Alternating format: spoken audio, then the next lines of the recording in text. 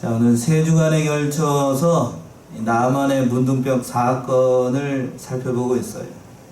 그만큼 중요한 본문의 말씀이고 우리에게 주는 교훈의 말씀들이 많기 때문에 제가 세 주간에 걸쳐서 살펴보고 있습니다. 오늘 그 마지막 시간으로 나만의 신앙 고백이라는 말씀의 제목으로 은혜 나도록 하겠습니다. 누구의 신앙 고백이라고요? 나만의 신앙 고백. 이 본문의 말씀은 지난 두 주에 걸쳐서 살펴봤던 것처럼 요단강에서 7번 몸을 씻고 문둥병을 고침받은 나아만이 엘리사 선지 앞에서 와가지고 한 신앙 고백을 담고 있어요. 이제까지 림몬 우상을 섬겨왔던 나아만이 완전히 새로운 사람으로 거듭나는 그러한 순간입니다. 나아만은 이 일을 통하여서 이스라엘 외에는 온 천하에 신이 없는 줄을 알게 되었어요. 이스라엘의 하나님 여호와가 참신이라는 사실을 알게 됐습니다. 오늘 이 시간에는 이 말씀을 통하여서 은혜 나누고 또 도전받는 시간 갖도록 하겠습니다. 첫 번째는 나아만의 신앙 고백이에요. 그 말씀이 15절 상반절에 나오고 있네요. 15절 한번 읽어보셔요. 나아만이 모든 종자와 함께 하나님의 사람에게로 돌아와서 그 앞에 서서 가로되 내가 이제 이스라엘 위에는 온 천하에 신이 없는 줄을 아나이다. 예, 거기까지요. 예, 문둥병을 고침받은 나아만은 전과는 완전히 다른 사람이 되었어. 완전히 다른 사람. 그랬죠? 시작을 할 때 뭐라고 되어 있냐면 나아만이 모든 종자와 함께 하나님의 사람에게로 돌아와서 이렇게 돼요. 돌아왔습니다. 여기서 돌아왔다라고 하는 거는 이 나아만이 거느리고 왔던 모든 종자들하고 같이 선지자에게 엘리사 선지자에게 돌아왔다라고 하는 거예요. 실제로 이 나아만이 그 수행했던 모든 일행들을 데리고 돌아왔다는 의미가 첫 번째 의미가 될 거고, 두 번째 의미는 나아만이 어떻게 해요? 우상을 섬기는 그런 사람에서 누구를 섬기는 사람으로? 하나님을 섬기는 사람으로 돌아왔다는 그런 뜻이 있어요.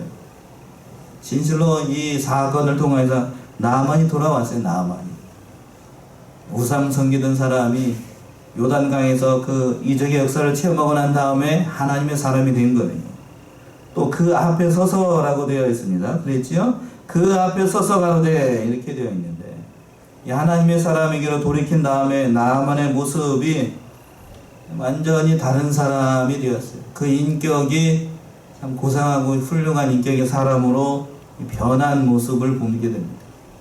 이 모습은 9절에서 보게 되면 9절에서 모습하고는 전혀 다른 사람이에요. 9절 한번 읽어보시겠어요? 나아만이 이에 말들과 병거들이 거느리고 이르러 엘리사의 집문에 서니. 예, 나아만이 처음에 그 엘리사의 집에 올 때에는 뭐를 가지고 왔었냐면 말들하고 병거들을 가지고 그 위에 앉아가지고 당당하게 왔습니다.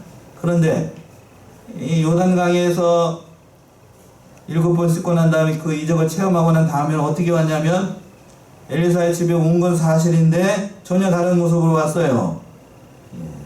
집 문 앞에 서 있었는데, 말 타고 서 있었는데 이제는 말에서 내려가지고 어떻게 와고 있냐면 걸어서 왔어요. 걸어서. 또 한 가지 중요한 사실은 뭔가 하면 이전에 엘리사는 나아만을 맞아 주지 않았어요. 나아만이 처음에 9절에서 왔을 때에 엘리사가 나왔던가요? 나오지 않았던가요? 안 나왔어요. 예. 얼굴도 코빼기도 안 비쳤다라고요. 그런데 오늘 본문의 말씀에서 보게 되면, 정황상으로 보게 되면 만나주지 않았던 엘리사가 이제는 나와가지고 누구를 영접해요? 나아만을 영접했어요. 영접했어요. 이것을 보게 되면 여러 가지로 얘기를 합니다만 신학자들은 문둥병에 걸려 있었기 때문에 엘리사가 나아만을 만나주지 않았다라는 그 율법에 사로잡혀가지고 만나주지 않았다라고 해석하는 사람들도 있고, 그건 너무나도 지나친 율법적인 해석인 것 같고, 죄가 있는 사람이기 때문에 가까이 아는 것 같고, 여기 본문의 말씀에서 보게 되면 엘리사가 그런 거예요. 이제 이 사람이 전에 우상을 섬기던 사람에서 누구를 섬기는 사람으로 바뀐 걸 알았기 때문에, 하나님을 섬기는 사람으로 바뀐 걸 알았기 때문에 누구도 이걸 인정을 한 거예요. 엘리사가 나와서 영접을 한 거예요. 이 모습은 누구의 모습을 상상할 수 있냐면 우리 예수님의 모습을 보여주는 거예요. 죄인을 안타까운 마음으로 회개하고 돌이킨 자가 하나님께 돌아오게 되면 누가 영접해 주셔요? 하나님이 영접해 주신다는 사실을 보여주는 거예요. 우리 주님의 모습을 여기서 볼 수 있는 거예요. 그리고 탕자가 돌이키고 아버지 집에 왔을 때에 아버지가 어디까지 왔어요? 동네 어귀까지 나와서 탕자를 맞이했던 것처럼 그 심정으로 지금 엘리사 선지자가 누구를 만나요? 나아만을 영접했던 거예요. 그 모습을 보고 이제 나아만이 엘리사를 보면서 그의 신앙을 고백하게 되는 거예요. 뭐라고 고백하나요?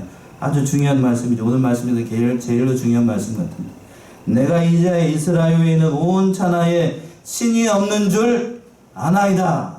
알았다라고 하는 것은 깨달았다라고 하는 거예요.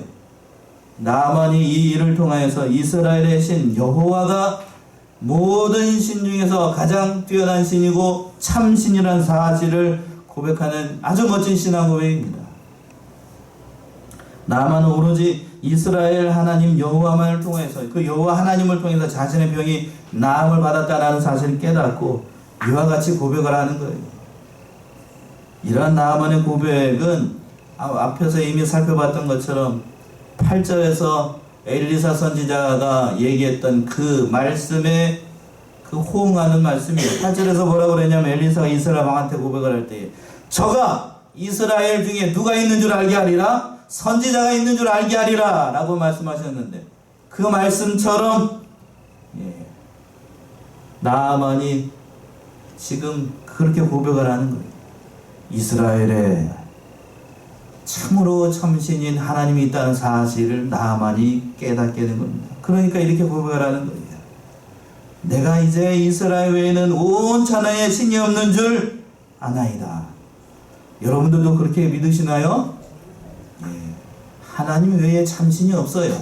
그 사실을 지금 나아만이 깨달았다라고 하는 거예요. 여기서 한 가지 우리가 알아야 되는 것은, 이러한 신앙 고백은 하나님이 참신이다, 여호와가 참신이라고 하는 이러한 신앙 고백은 누가 해야 되는 고백이냐면 그 당시 이스라엘 백성들이 해야 되는 고백이고, 이거 저와 여러분들의 입술을 통해서 해야 되는 고백입니다. 안타깝고 슬픈 일이지만 그 당시 이스라엘 백성들은 나아만이 경험하고 나아만이 체험했던 여호와 하나님을 배척하고 오히려 누구를 섬겼는가? 바알 아세라를 섬기고 우상을 섬겨 나갔어요. 그리고 하나님과는 전혀 상관이 없는 그런 사람들로 살아갔습니다. 그런 사람들 가운데 왕이 앞장을 섰어요. 왕이. 그 당시 왕. 누구냐면 그 사람이 바로 아하시아라는 왕인데, 1장을 한번 가보세요. 열왕기하 1장 2절 4절 한번 읽어보세요. 어느 분이? 아하시아가 사마리아에 있는 그의 다락 난간에서 떨어져 베들레헴 사자를 보내며 그들에게 이르되 가서 에그론의 신 바알세불에게 이 병이 낫겠나 물어보라 하니라. 여호와의 사자가 디셉 사람 엘리야에게 이르되 너는 일어나 올라가서 사마리아 왕의 사자를 만나 그에게 이르기를 이스라엘에 하나님이 없어서 너희가 에그론의 신 바알세불에게 물으러 가느냐. 예, 거기서 보면 누가 이렇게 물어보러 갔다고요? 아하시아라고 하는 사람이, 이 말씀은 그거예요. 아합의 아들이에요. 아하시아가 누구냐면 아합의 아들입니다. 아합의 아들이었던 아하시아가 난간에서 떨어져 가지고 중병에 들렸어요. 그런데 하나님을 섬기는 사람이라고 하면 당연히 이 병이 걸렸으면 누구에게 가서 물어봐야 될까요? 병이 나을까? 하나님께 물어봐야 되죠. 그런데 아하시아가 누구에게 물어봤냐면 에그론의 신 바알세불에게 가가지고 이 병이 나을 것인지 안 나을 것인지 물어보라고 얘기했어요. 이게 정상인가요? 정상이 아닌가요? 정상이 아니에요. 정상 아닙니다. 정상 아닙니다. 왕이라고 하는 사람이 하나님이 없어서 그 우상에게 물어보느냐고요. 그랬더니 그 말을 듣고 하나님께서 이 말씀을 하십니다. 4절 보시면 그러므로 여호와의 말씀이 내가 올라간 침성에서 내려오지 못할지니라 네가 반드시 어떻게 되리라? 죽으리라. 죽으리라. 하나님이 말씀하셨어요. 우상을 섬기는 그 왕에게 이렇게 얘기를 하는 거예요. 그러니까 이 안타까운 실상이에요. 이방인이라고 하는 나아만은 하나님을 고백하는 그러한 신앙의 사람으로 되었는데, 이스라엘의 왕이라고 하는 그 사람들은 뭐요? 바알을 섬기고 아세라를 섬기고 하나님을 모르는 사람으로 살아가고 있으니 이것이 통탄스러운 일이지. 통탄스러운. 이 말씀은 간접적으로 그 당시 이스라엘 백성들을 꾸짖는 말씀이에요. 그리고 저와 여러분들의 신앙을 돌아보도록 한 겁니다. 하나님을 모르던 사람이 하나님을 알게 됐을 때 이렇게 돌아왔는데, 우리는 날마다 하나님을 경험하고 있어요. 그런데 조금만 어려운 일이 생기고, 기도도 그렇게 하셨지만 어려운 일을 만나게 되면 뭐 없는 사람처럼 살아요? 하나님 없는 사람처럼 살아. 말씀 순종하지도 않고. 우리의 신앙이 어떠한지를 우리 이 시간 돌아보셔야 됩니다. 회개해야 돼. 두 번째는 이것을 이 일을 겪고 난 다음에 나아만이 말로만 하나님 앞에 감사를 한 것이 아니고 예물을 드리는데, 엘리사 선지자가 이것을 고사했어요. 15절 하반절부터 16절까지 한번 읽어보시겠어요? 청컨대 당신의 종에게서 예물을 받아서 가로되 나의 섬기는 여호와의 사심을 가리켜 맹세하노니 내가 받지 아니하리라. 나만이 받으라 간권하되 저가 고사한지라. 예, 나아만이 예물을 드리려고 했어요. 나아만은 말로만 자신이 받은 은혜에 대해서 감사한 것이 아니라 자신이 가지고 온 예물을 드려서 그 은혜에 대해서 정당하게 감사를 표하고 싶었습니다. 그리고 이렇게 얘기를 하는 거예요. 청컨대 당신의 종에게서 예물을 받으소서, 이렇게 얘기하고 있어요. 나아만은 이제 엘리사 앞에 자신을 뭐라고 부르고 있어요? 누구의 종? 당신의 종이라고 부르고 있어요. 나아만은 자신을 당신의 종이라고 부르면서 이 교만했던 그 처음에 왔을 때 모습하고는 전혀 다른 사람이 됐어요. 전혀 다른 사람. 나아만이 본래 어떤 사람이었어요? 장군이었고 평소에는 1인지상 만인지하, 그러니까 왕 위에, 자신 위에 왕 한 사람밖에 없고 나머지 사람들은 다 자기 밑에요. 그러니까 다른 사람들한테 허리를 굽혀본 적이 있다 없다? 없던 사람이, 아주 교만한 사람이고, 또 자신의 섬기는 림몬 우상이라고 하는 것이 최고의 신이라고 생각했던 사람이에요. 그런데 하나님의 은혜로 문둥병을 고침을 받고 난 다음에는 그의 신앙관이 180도로 달라지고, 그리고 그의 성품과 인격이 겸손한 사람으로 바뀌게 됐습니다. 이러한 사실을 통해서 우리가 중요한 진리를 깨달아요. 그것은 사람의 마음과 인격을 진정으로 변화시키는 것은 다른 것이 아니라 바로 하나님의 은혜와 사랑이라고 하는 거예요. 정확하게 알고 있네요. 하나님의 은혜와 사랑입니다. 누가복음 19장 8절 한번 읽어보세요. 누가복음 19장 8절.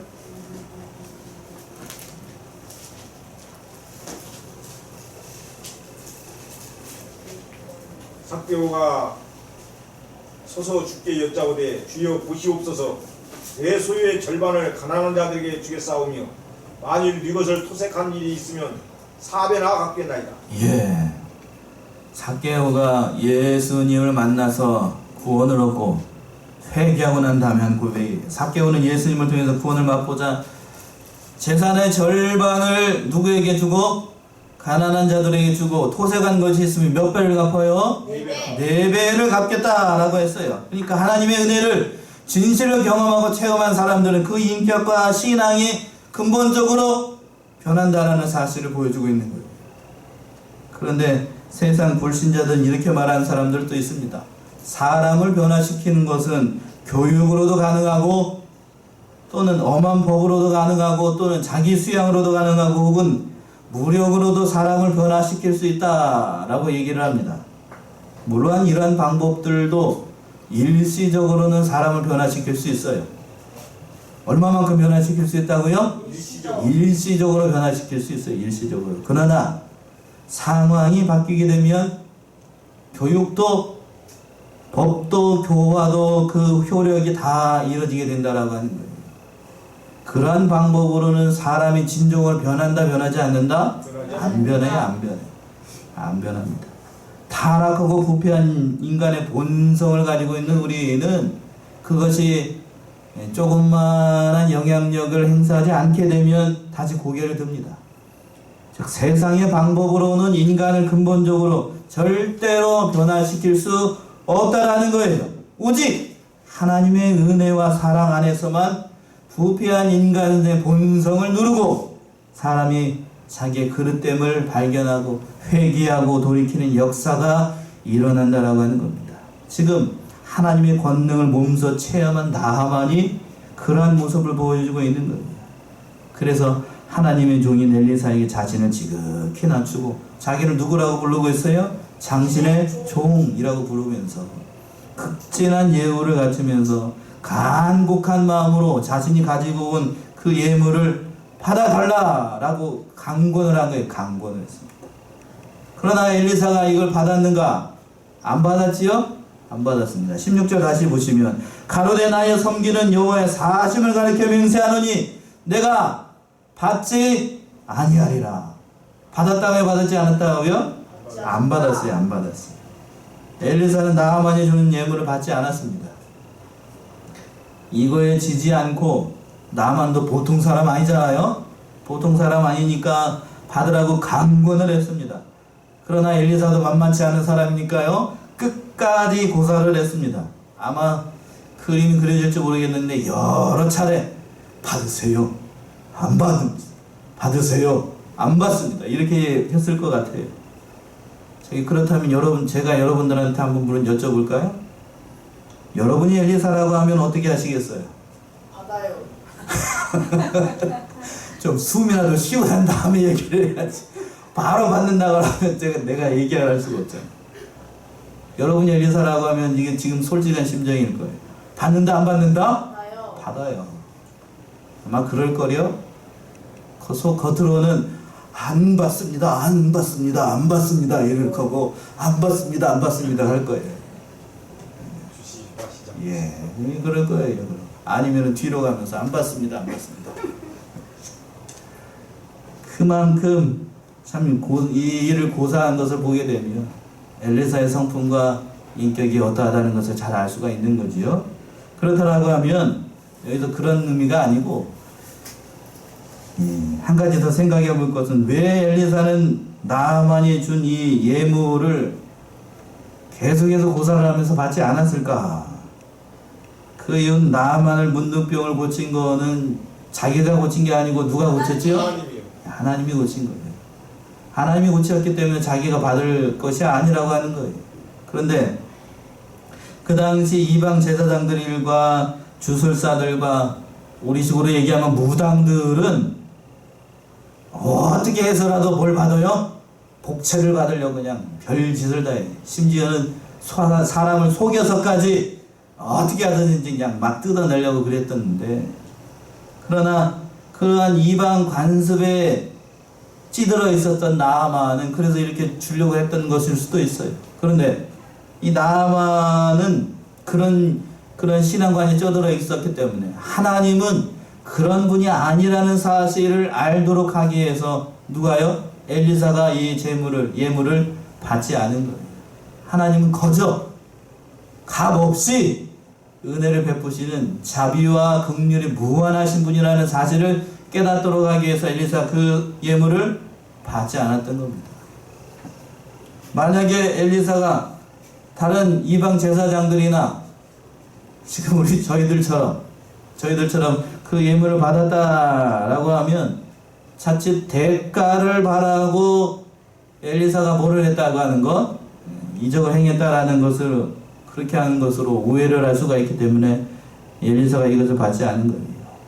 아울러서 이러한 일을 통하여서 나만으로 하여금 받지 않았으니까 이제 자신이 마땅히 줘야 될 것을 주지 못했으니까 나만은 뭐를 진 거냐면 빚을 진 거예요.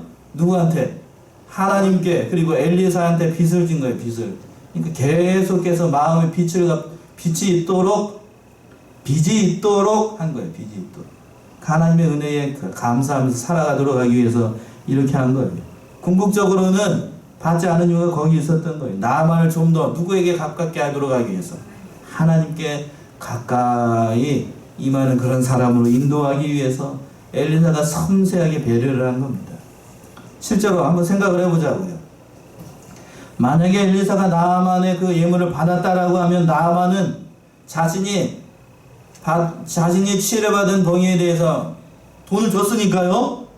우리가 저와 여러분들이 그 큰 병에 걸려가지고 병원에 가가지고 치료를 받고 난 다음에 마땅히 돈을 주게 되면 빚을 진 게 없잖아요. 그러니까 의사에 대해서 뭐 치료한 것에 대해서는 감사할 수 있어도 빚졌다라고는 생각하지 않아요. 만약에 받았다라고 하면 엘리사가 뭐 해야 되겠어? 감사한 마음은 조금 있을지 몰라도 마음은 어떻게 될까요? 홀가분해요. 갚았으니까. 그러니까 갚지 않았으니까 이 어떤 일이 되는가? 자기의 마음에 부담이 생겼어요. 그리고 난 다음에 끝까지 이 나아만의 예물을 받지 않으니까 나아만이 두 번째로 요청을 한 거예요. 오늘 말씀에서 중요한 대목이 여기 있는데 엘리사가 두 번째로 요청을 한 거예요. 두 번째로 어떻게 요청을 하나요? 그 말씀이 17절에 있는 말씀이에요. 17절. 나아만이 가로되 그러면 청컨대 노새 2마리의 실을 흙을 당신이 종에게 주소서. 이제부터는 종이 언제든지 다른 신에게는 드리지 아니하고 다만 여호와께 드리겠나이다. 예. 엘리사가 예물을 받지 않았기 때문에 이 나아만이 이런 생각을 한 겁니다. 신앙이 조금 더 하나님께 가까이 간 거예요. 가까이 간 겁니다. 이걸 두고도 이견이 있는 것은 사실인데 흙을 달라고 그랬잖아요. 뭐를 달라고 그랬다고요? 흙을 달라고 그랬어요. 이것을 미신이다라고 얘기를 해가지고 그렇게 해석을 하시는 분들도 있는데 미신이 아니고 흙을 가져간 이유가 그 밑에 절에 얘기를 하고 있어요. 밑에 뭐라고 되어 있냐면 이제부터 종이 번제든지 다른 제든지 다른 신에게 드리지 아니하고 다만 누구에게 제를 드리기 위해서? 여호와께 드리기 위해서. 그러니까 흙을 가져간 목적이 뭘까요? 단을 만들기 위해서. 번제단, 제단을 만들기 위해서 흙을 노새 2마리에게 2발이라고 그랬죠. 2마리가 아니고 그랬죠? 청컨대 노새 2발이라고 그랬어요. 발이면 얼마나 될까요? 한 발이. 우리 보통 그랬죠. 한 발이를 쌓았다고 그러는데 노새 2발이면 아무튼 흙이 솔찬이 돼요. 솔찬이. 여기 말로 저래도면 솔찬이 됩니다. 그만큼 가지고 가서 거기다 뭐를 하겠어요. 그걸로 제단을 만들어 가지고 하나님께 드릴 그 제단을 만들고 제사를 드리기 위해서 한 겁니다. 그러니까 이만큼 나아만의 신앙이 하나님께 가까이 간 거예요. 가까이 간 겁니다. 그리고 중요한 사실이 뭔가 하면 나아만이 모든 다른 수행원들, 자신의 종들이 지켜보는 앞에서 이렇게 고백하고 있다는 사실이 중요해요. 다른 종들이 지켜보고 있어요. 그러면서 뭐라고 그랬냐면 여호와의 신이 이스라엘의 신이 여호와가 가장 최고의 신이고 그리고 또 뭐라고 그랬냐면 하나님께만 뭐를 드리겠다고요? 제물을 드리고 번제를 드리고 제사를 드리겠다라고 했으니까 나아만이 아람 나라의 군대 장관인가 허언을 할 사람일까요? 아니면 이걸 진짜로 할까요? 진짜로 하려고 이렇게 얘기합니다. 그만큼 나아만은 여호와를 이제부터 자신의 주님으로 섬기는 것, 자신의 신으로 섬기는 것, 참신으로 여기면서 하나님 앞에 제사를 드리는 것을 부끄러워하지 않았다라고 하는 거예요. 담대하게 모든 사람들이 보는 앞에서 이 사실을 고백했다라는 사실이 참으로 중요합니다. 오늘날 우리들도 이 모습을 보면서 어디를 가든지 어떠한 상황을 만나든지 복음을 부끄러워하면 된다 안 된다? 안 된다라고 하는 거예요. 로마서에서 사도 바울이 그렇게 고백을 했죠. 한 군데만 더 찾아볼까요? 로마서 1장 16절 신약성경 로마서 1장 16절 내가 복음을 부끄러워하지 아니하노니 이 복음은 모든 믿는 자에게 구원을 주시는 하나님의 능력이 됨이라. 첫째는 유대인에게요 또한 헬라인에게로라. 아멘이신가요? 아멘. 다시 한번 볼까요? 내가 복음을 어떻게 하지 아니하노니 부끄러워하지 아니하노니 이 복음은 모든 믿는 자에게 뭐를 주시는 구원을 주시는 하나님의 능력이 됨이라. 그러니까 그 복음을 믿는 자에게 하나님의 구원을 주시는 능력이 되니까 나만이 그것을 경험하고 난 다음에 그 복음을 부끄러워하지 않았어요. 그러니까 저와 여러분들도 그 복음을 부끄러워하면 된다고요? 안 된다고요? 안 된다. 안 된다는 사실이 중요한 겁니다. 우리가 은혜가 충만하면, 하나님의 은혜가 충만하면 복음을 부끄러워하지 않아요. 그러나 내 뜻대로 세상 일들 가운데 되지 않을 때, 성령의 은혜가 충만하지 않을 때에는 하나님을 믿는 것을 부끄러워한다니까요. 그런 사람들이 되면 안 된다는 사실을 보여주고 있는 겁니다. 나만 어떠한 상황이 된다 할지라도 지금 하나님께만 제물을 드리기 위해서 흙을 퍼간 거예요. 흙을 퍼갔어요. 그리고 또 한 가지 이제 18절에서 보시면 그래도 나만이 마음에 걸리는 것이 있었습니다. 18절 한번 읽어보세요. 오직 한 가지 일이 있사오니 여호와께서 당신의 종을 사유하시기를 원하나이다. 곧 내 주인께서 림몬의 당에 들어가 거기서 숭배하며 내 손을 의지하심에 내가 림몬의 당에서 몸을 굽히오니 내가 림몬의 당에서 몸을 굽힐 때에 여호와께서 이 일에 대하여 당신의 종을 사유하시기를 원하나이다. 예. 한글 우리 개역 성경에는 나만이 누구한테 하는 것처럼 되어 있죠? 엘리사 선지자에게 이야기를 하는 것처럼 되어 있는데 이것을 히브리 원문으로 보게 되면 그렇지 않고 나만이 누구한테 직접 기도하는 형식으로 되어 있냐면 하나님께 기도하는 형식으로 되어 있습니다. 그러니까 이 부분의 해석을 놓고도 이견이 많아요. 어떻게 바로 앞에서 누구만을 섬긴다고 그랬죠? 하나님만을 섬기겠다라고 했는데 지금 여기서는 누구한테 절한다라고 하는 거예요. 지금 간단하게 얘기하면 림몬 우상에게 절하는 것을 허락해달라, 사유해달라라고 지금 얘기를 하고 있는 거예요. 그런데 나만의 입장이 된다라고 하면 100번 양보해서 우리가 나만의 입장이 된다라고 하면 어느 정도 이해가 되는 부분이 있어요. 당시 아람 왕은 누구를 섬겼었냐면 림몬이라고 하는 우상을 섬겼습니다. 아마도 이 아람 왕의 나이가 많아가지고 누구를 의지하고 있었냐면 나만 장군을 의지하면서 부축을 받으면서 림몬 우상을 섬길 때 그 예법에 따라서 섬길 때 누구를 의지하고 갔다고요? 나만 장군의 손을 잡고 갔던 것으로 보입니다. 그러니까 몸이 불편하니까 왕이 누구를 의지했다고요? 나만을 의지해서 나만을 잡고 이렇게 절을 할 때 누구도 같이 절해야 되죠? 나만도 절해야 됩니다. 그게 마음에 걸렸던 거예요. 그게 마음에 걸리니까 이렇게 얘기를 한 거예요.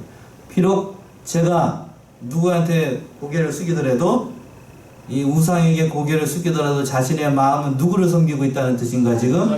하나님을 섬기고 있다는 그러한 뜻으로 하나님께서 이것은 쉽게 얘기하면 눈 감아주세요 하나님 이런 얘기예요. 눈 감아주세요. 용서해주세요 이렇게 얘기를 한 겁니다. 그런데 여기서 한 가지 중요한 사실은 나만이 이렇게 하나님 앞에 기도하고 청원한 거는 합당한 일인가요? 합당한 일이 아닌가요? 합당한 일 아니야. 합당한 일 아닙니다. 이렇게 기도하면 될까요? 안 될까요? 이렇게 기도하면 안 되고 뭐라고 기도해야 되냐면 이길 수 있도록 해야 되는 거예요. 이길 수 있도록. 왕이 우상을 섬기고 있는데 이 사정을 듣고 이 왕이 용서를 하시든지 아니면 자기를 그 의식에서 빼게 해달라고 하든지 아무튼 그렇게 기도를 해야 되는데 이런 식으로 기도를 하면 안 돼요. 그렇다라고 하면 왜 여기서 한 발자국 더 물러가서 나만이 왜 이렇게 간구를 했는가? 왜 이렇게 기도를 했을까? 그것은 나만의 신앙이 영적으로 보게 되면 이제 막 태어난 뭐 같아요? 어린아이 같은 거, 어린아이. 나만이 아무리 그 육신적으로 봤을 때는 아람 나라의 군대 장관이지만 영적으로 봤을 때는 뭐야? 응애하고 태어난 뭐 같아요? 어린아이 같은 거예요. 그러니까 이렇게 기도하고 있는 거예요. 이러한 사실을 잘 알고 있는 엘리사도 그의 잘못된 기도를 듣고 뭐라고 대답을 하냐면 19절처럼 간단하게 아주 짧게 대답을 합니다. 19절 읽어보세요. 엘리사가 이르되 너는 평안히 가라 하니가 그가 엘리사를 떠나 죽음 가니라. 예, 너는 어떻게 가라고 그랬다고요? 평안히 가라 라고 얘기했어요. 엘리사가 이렇게 얘기를 하면 될까요? 안 될까? 보통의 경우를 하면 이렇게 얘기하면 안 되죠. 꾸짖고 그러면 안 되느니라 이렇게 책망을 해야 되는데 저처럼 그렇게 되면 안 된다고 화를 내고 책망을 해야 되는데 남을 어떻게 가라고 그랬냐면 너는 평안히 가라라고 얘기를 했어요. 요 부분을 놓고도 해석을 할 때 두 가지로 여러 가지로 해석을 하는데 가장 온당한 성경적인 해석은 두 가지라고 봐요. 설득력 있는 해석. 첫 번째는 이것은 결코 엘리사가 우상 섬기는 것을 허락한 것이 아니라고 하는 거예요. 이 사실이 중요합니다. 이 사실이. 나아만은 앞에서도 이미 얘기를 했어요. 세상적인 지위로 봤을 때는 아람 나라의 뭐라고요? 군대 장관이에요. 군대 장관이지만 신앙적으로 봤을 때에는 아직 어린 아이였어요. 어린 아이. 엘리사가 이거를 안다 모른다? 알아요. 아니까 나만의 신앙 정도로 봤을 때에 거기까지 안 것도 감사한 일로 생각을 한 거예요. 거기까지. 다시 말하면 나만이 하나님 한 분만을 섬기겠다고 했지만 그러나 아직 깨닫는 면이 연약하기 때문에 거기까지만 깨달아도 족하다는 뜻이에요. 이게 무슨 말일까요? 신학적인 신약 성경에서 보게 되면 이런 얘기가 있어요. 그 예수님께서 마지막 잡히시기 전날에 뭐라고 했었냐면 제자들에게 얘기를 했어요. 검을 2자루를 준비하라 라고 했습니다. 그랬죠? 그랬죠. 그랬더니 베드로가 가가지고 검을 2자루를 준비를 했어요. 그러면서 딱 보여주면서 얘기를 합니다. 옷을 팔아서 검을 사라고 그랬더니 진짜로 베드로는 그것이 뭘 사라는 줄로 알고 검 2자루를 사라고 하는 줄로 알고 옷을 팔아가지고 검을 샀어요. 예수님의 의도는 뭐였지요? 옷을 팔아서 영적인 무장을 하라는 의미였는데 베드로는 그걸 못 알아듣고 뭐래요? 진짜 검을 사라는 줄 알았어요. 진짜 검을 사라고 하는 줄. 그러니까 예수님께서 족하다 라고 대답을 했어요. 시간 관계상 찾아보지 않겠지. 그거하고 지금 똑같은 거예요. 시간이 지나면 나만도 깨닫고 베드로도 그것이 검을 사라는 것이 그 말이 아니고 기도하고 영적인 무장을 했다는 사실, 뒤에 가서 베드로가 깨달았던 것처럼 나만도 지나가게 되면 이 사실을 안다 모른다? 안다는 것을 알고 이렇게 얘기합니다. 두 번째는 단순히 나만에게 복을 빌어준 거예요. 복을 빌어준 거예요. 평안히 가라. 하나님께서 너와 함께 하실 것이다. 이게 그냥 단순하게 복을 빌어준 것이다 라고 얘기를 한 겁니다. 나만이 자신이 어떻게 해야 될 것인지를 엘리사에게 물어본 것이 아니라 하나님 앞에 기도했잖아요. 그러니까 엘리사가 그거에 대해서 토를 달거나 할 말이 없었던 거예요. 그러니까 단순히 가는 길 평안히 가라 라고 이렇게 기도해 준 걸로 그 두 가지를 생각을 할 수 있습니다. 어떠한 견해를 갖든지 간에 나만의 신앙 고백 사실 자체만 놓고 보게 되면 나만이 진실한 하나님의 사람으로 돌아왔다는 사실은 중요한 거예요. 오늘 나만의 신앙 고백 3주에 걸쳐서 나만에 대해서 우리가 살펴봤는데 진실로 제가 이 말씀을 하고 있는 이유가 뭐냐면 우리가 말씀을 순종한다라고 하면서도 누구처럼 순종하지 못하냐면 누구처럼 문둥병을 고침받았던 나만처럼 하나님을 믿는 사람이라고 하면서도 순종하지 못해요. 그리고 하나님의 은혜를 경험하고 난 다음에도 누구처럼 감사하지 못하는가 하면 나만처럼 감사하지 못해요. 감사하지 못합니다. 그리고 또 나만처럼 하나님에 대해서 뭐 어떻게 하지 못한다고요? 고백하지 못해요. 복음을 부끄러워할 때도 많고 진실로 우리의 신앙과 인격이 누구만도 못한 하나님을 모르던 이방 사람마다도 못하는 경우가 너무나도 많아요. 이런 사실을 우리가 깨닫고 진실로 우리가 세 가지를 부탁드리고 싶어요. 하나님의 말씀은 뭐처럼 순종을 하자? 순종하는 것 같이 순종해야 돼요. 말씀에 순종하는 자가 되어야 돼요. 또 하나님의 은혜를 받았으면 뭘 할 줄 알아야 된다? 감사할 줄 알아야 된다는 거예요. 그리고 마지막으로 세 번째는 하나님을 진실로 나의 주님으로 어떻게 할 수 있어야 된다고요? 받아들일 수 있고 또 고백할 수 있어요. 그런 신앙의 인격으로 자라나가시는 저와 여러분들이 다 되시기 바랍니다. 기도하겠습니다.